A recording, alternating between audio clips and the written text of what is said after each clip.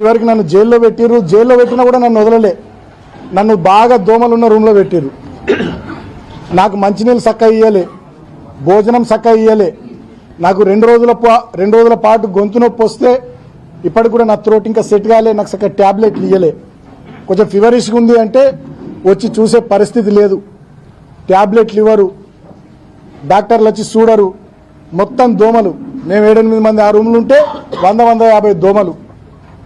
అంటే కావాలని చెప్పి మాకు రిస్ట్రిక్షన్స్, నువ్వు గిన్నెనే తిరగాలి, ఇగో గిదే బ్యారకు, బయటకు పోవద్దు, న్యూస్ పేపర్లు ఇయ్యరు, పుస్తకాలు తెప్పించుకుంటామంటే దానికి కోర్టు నుంచి పర్మిషన్ కావాలంటారు. చలి బాగా పెడుతుంది, ఇబ్బంది అవుతుంది అంటే దుప్పట్లు ఇయ్యరు.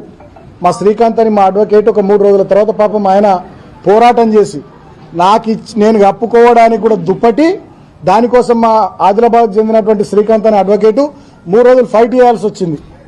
3 రోజుల ఫైట్ తర్వాత నాకు దుప్పటి వచ్చింది లోపలికి. అంటే ఇంత దుర్మార్గంగా, ఇంత పైశాచికంగా వీళ్ళు వ్యవహరించారు ప్రభుత్వ పెద్దలు. అంతే.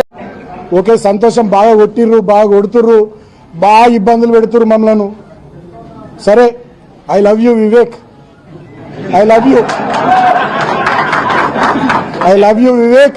చాలా ఇబ్బంది పెడుతున్నావు, సంతోషం, ఓకే, నో ప్రాబ్లం.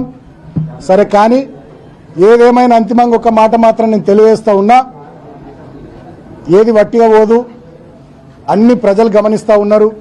ఇలా మేమేందో మీరేందో ప్రజల ముందే అన్ని ప్రజాక్షేత్రంలో ఉన్నాయి.